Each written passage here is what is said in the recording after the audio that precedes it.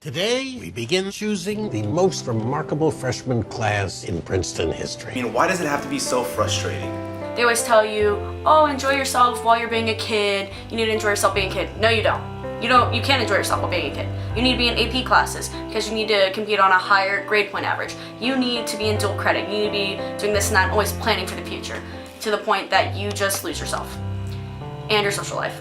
You don't really have one. I think these days people are here just for the grade and they're not here for the actual education, which is what we need because our income is going to be based on our performance, not based on what we made in high school or college. What does a hardworking student need to do to get into college these days? I know you didn't ask for this, but I care about this kid. This is the worst transcript I have ever seen. They always have you freaked out like you're never going to make it anywhere. Chances are, if you apply, you're going to make it somewhere. It's just the different calibers you have. It's like they tell you to fix one thing at a time. You know, you go there and then they tell you, oh, you need to do this. Okay, you go and fix it, you come back with that problem fixed, and they're like, well, there's this other problem that came up, we hadn't realized it before. So instead of giving you a whole checklist of all the things that you could have done to save you all the trips, you know, just give you one by one. And that is really annoying, stressful. You know, at the end of the day, by third or fourth problem, you start doubting yourself. You're like, you know, what, am I even gonna get in? Am I running out of time? Understand, like, these people read hundreds upon thousands of admissions. I mean, who am I to sit here and say like, oh, you don't have time to read mine and I'm such an individual and this, that, and the other? That's what everyone else is saying. But that's probably the biggest stress, is sitting there and waiting like, here's my life in your hands. I really hope I'm good enough in your eyes. If I were to change anything about the admission process, I would streamline it.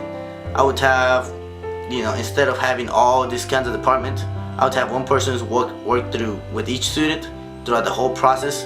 Instead of having the students running around everywhere, I'd have one person in charge of helping you with the financial aid, you know, kind of like a high school counselor. You know, you used to stand with them and they tell you everything that you need to know from your classes to your personal life. And all you have to do is go with that same person that you were very familiar with. They know your situation, they know where you stand, and they can help you even better. No matter what you think you've done, there's always someone else who's done as equal or better than you. But don't ever get discouraged. That's the other thing. You could go talk to them, they're like, oh, you'll never make it. You'll never get in, you'll never do this or that or the other. You always have a chance. If you want something bad enough, you can always go after it.